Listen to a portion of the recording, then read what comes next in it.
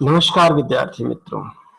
आज पिछली वीडियो में हमने दीपदान एकांकी के घटनाक्रम को देखा। आज इस वीडियो में हम देखेंगे कि दीपदान के जो प्रमुख पात्र हैं उनकी चारित्रिक विशेषताएं क्या हैं, जैसे कैरेक्टर स्केच कौन कौन से हैं। तो अब इसमें हम दीपदान के प्रमुख पात्रों का चरित्र चित्रण करते हुए देखेंगे। तो इसमें देखेंगे कि दीपदान में प्रमुख रूप से 7 पात्र प्रमुख हैं जिनके डायलॉग है। वैसे तो महाराणा सांगा भी है और विक्रमादित्य भी है, विक्रमादित्य जिनका कोई संवाद नहीं है। तो प्रमुख पात्र जो हैं उनमें है कुंवर उदय सिंह, पन्ना, चंदन, बनवीर, सोना, शामली, कीरतबारी।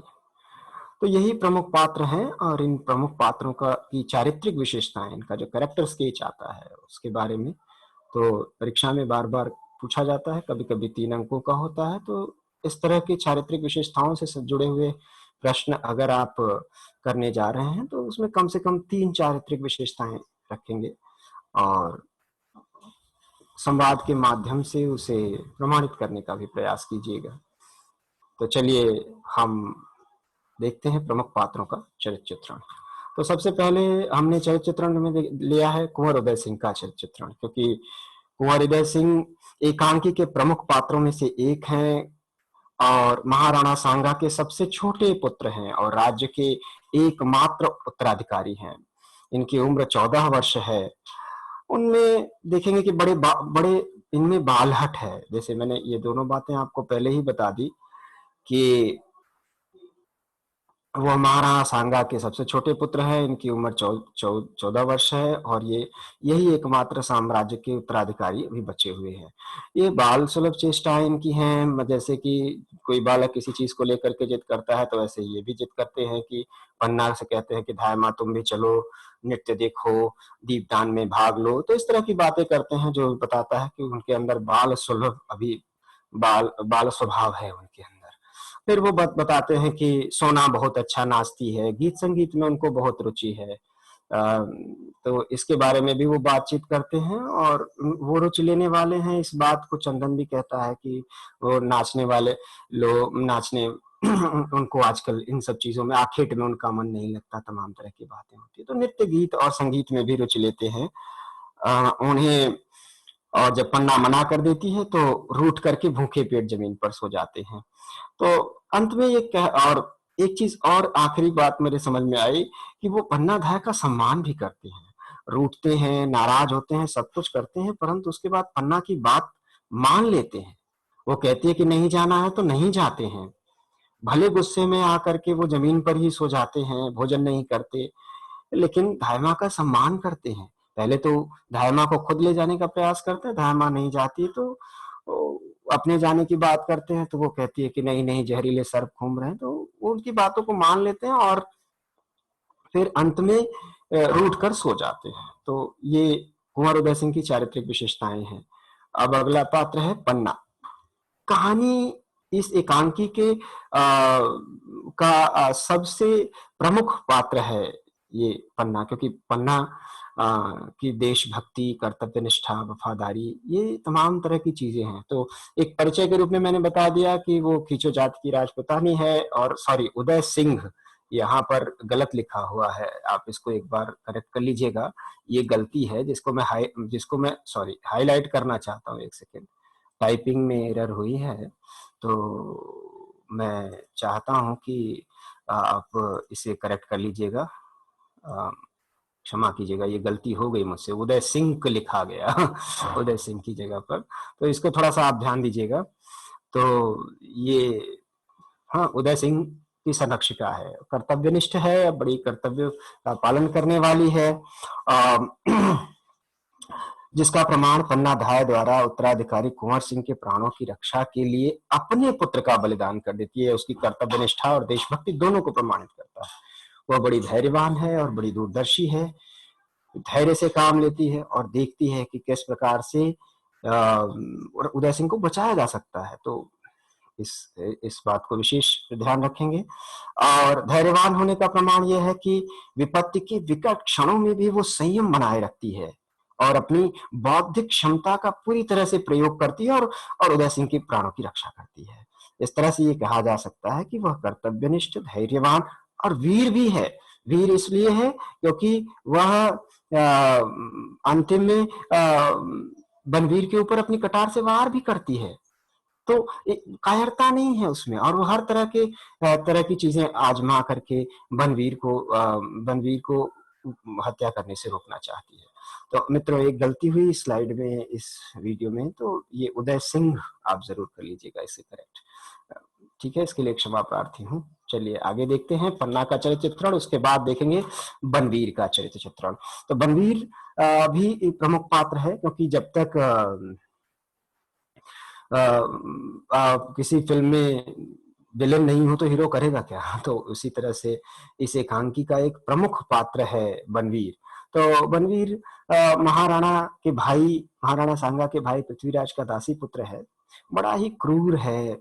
आप उसकी क्रूरता का अनुमान इसी से लगा सकते हैं कि वह 14 वर्ष के बालक की हत्या करने में भी तनिक संकोच नहीं करता। वह सोचता है कि वह उदय सिंह को मार रहा है जिसकी उम्र 14 साल है। तो जबकि पन्ना कहती है मैं उसे लेकर कुंभलगढ़ भाग जाऊंगी, कभी नहीं आऊंगी, इस तमाम तरह की बातें करती है पन्ना, लेकिन फिर भी वह नहीं मानता। तो उसकी क्रूरता यानी क्रुएलिटी उसमें कैसी थी, तो ये उससे प्रमाणित होता है। निर्ममता से वह महाराणा विक्रमादित्य का और चंदन का भी धोखे से वध कर देता है। अब उसकी बात आती है, तीसरा पॉइंट है विलासी। विलासी इस तरह से है कि इस सोना का जो वक्तव्य है, वह कहती है कि वह महाराणा विक्रमादित्य के अंतःपुर में ही समय व्यतीत करते हैं, और ये आयोजन, नाच गान का आयोजन करना, दीपदान का आयोजन करना, ये सब उसमें विलासिता का गुण ही दिखाई देता है। और अगली चारित्रिक विशेषता है विश्वासघाती। वह विश्वासघात करता है। विश्वसनीय मान करके उसे राज्यकाज के संचालन का भार दिया गया बनवीर को, और बनवीर को उदय सिंह का संरक्षक भी नियुक्त किया गया था। लेकिन वह लोगों के विश्वास को तोड़ता है। विश्वासघाती यानी विश्वास को नष्ट करने वाला। तो वह विश्वासघात करता है, इसलिए वह विश्वासघाती है। षड्यंत्रकारी है। उसने षड्यंत्र पूरा बनाया कि किस तरह से वह अपने मार्ग के सभी कंटकों को दूर करके निष्कंटक राज्य करेगा। तो इस तरह से आप देखेंगे कि बनवीर के चरित्र की ये 5 विशेषताएं मैंने निकाली हैं। तो चलिए अब अगला चरित्र चित्रण देखें। अगला चरित्र चित्रण दीपदान के अन्य पात्र हैं, जो किसी विशेष परिदृश्य में तो नहीं, लेकिन हाँ, सभी ने अपने अपने चरित्रों के योगदान के माध्यम से पन्ना के चरित्र को निखारने का। और तो अब देखें तो सबसे इसमें इस क्रम में देखिए, अन्य पात्रों में अगर आएंगे तो सबसे पहले चंदन का चरित्र चित्रण है, जिसकी जान चली जाती है अनजाने में ही, पर वह देश के लिए जान देता है। पन्ना का पुत्र है, उसमें भी बाल सुलभ स्वभाव है।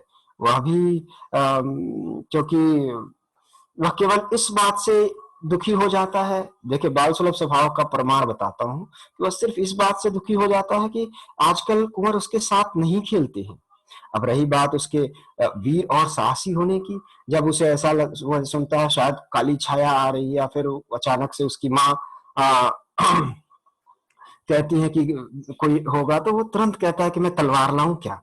तो ये वीरता और साहस की बात है, और माँ से बड़ा प्रेम करता है। वह कहता है कि माँ, मैं जागीरे जीतूंगा।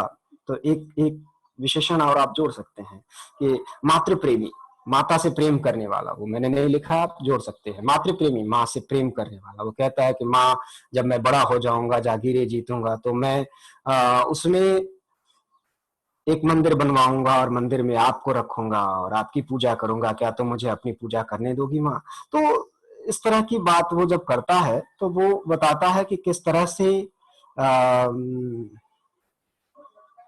वो अपनी माँ को प्रेम करता है। दूसरे अन्य पात्रों में देखेंगे तो सोना का चरित्र चित्रण भी है। सोना अत्यंत सुंदर, नटखट और कुशल नृत्यांगना है।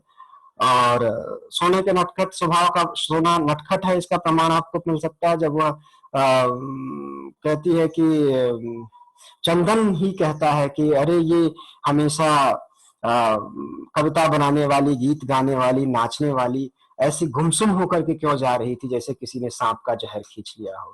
तो ये बताता है कि वो कितनी नटखट थी, सुंदर तो है ही और कुशल नृत्यांगना भी है। वो बार बार अपने नुपुरों के बारे में बात करती है और उनसे नाच करके भी पन्ना को दिखाने का प्रयास करती है, तो वो एक कुशल नृत्यांगना भी है।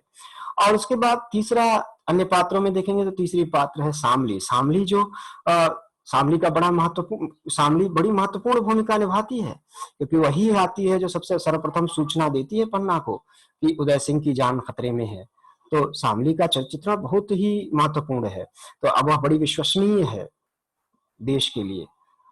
हाँ, पन्ना की विश्वसनीय है, पन्ना शामली की सारी बातें मानती है और देशभक्त भी है। देश हित में वह आती है और पन्ना को इस बात की जानकारी देती है कि बनवीर ने विक्रमादित्य की हत्या कर दी है और वह उदय सिंह की हत्या करने के लिए यहाँ आता ही होगा। और वह बड़ी वफादार है, क्योंकि सारी बातें पन्ना उससे बता देती है कि मैं उदय सिंह की जगह पर अपने पुत्र को सुला दूंगी। तो ये सारी बातें उसे इसीलिए बताती है क्योंकि वह जानती है कि यह वफादार है और दूरदर्शी और संवेदनशील भी है। संवेदनशील इसलिए है क्योंकि जब पन्ना सिर्फ उसे यह बताती है कि उदय सिंह के बदले वह अपने पुत्र को सुला देगी, तो यह सुनने मात्र से ही वो कहती है कि मैं ये सुन नहीं पाऊंगी।